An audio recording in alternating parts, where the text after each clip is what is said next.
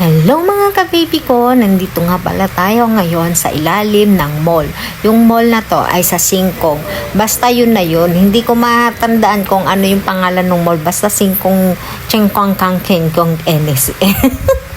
Ito yung favorite place ko sa Tainan. Pag halimbawa gusto kong kumain, ito yung favorite fast food ko sa Tainan. Then pabalik-balik ako kasi kala ko umorder ako ng rice, yung pala hindi pala nakasama dun sa order ko yung rice. Syempre pag may chicken may rice, ano ba?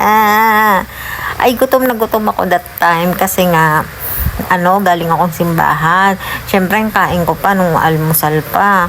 Then sa anong oras na niyan, alas 4 na. So gutom na ako. Pag ako naman kasi nagde-day off, twice lang ako kumain. Hindi pwede yung mayat maya ako mo day off mo, unlipod ka, no. Hindi ako ganun.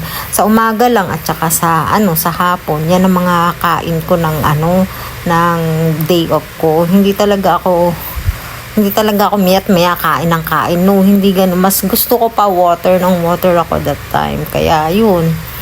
Ayan, ito yung french fries. May 2 chicken siya. Tapos isang rice at saka yung isang orange juice na napakasarap. Yan yung binabalik-balikan ko talaga dyan. Yung orange juice nila.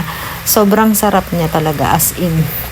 So nung kumakain ako, inuna ko yung french fries kasi 'di ba ang french fries pag once na hindi nakain ng maaga, hindi mainit, hindi masarap. Baka hindi ko na siya makain. Sayang, 'di ba?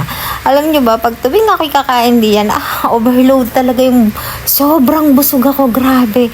Ikaw ba naman na 2 chicken tapos fries tapos talagang po sa bagay minsanan lang nga naman yan kasi sabi ko nga once a month lang naman ako mag day off tapos yun kaya nilulubos-lubos ko na talaga pag nagde-day off ako. Tingnan nyo naman kung gaano katakaw. First bite, pasok sa lalamunan. Okay, bye! May good news ako mga ka-baby ko. Dahil mabait ako at mabait kayo.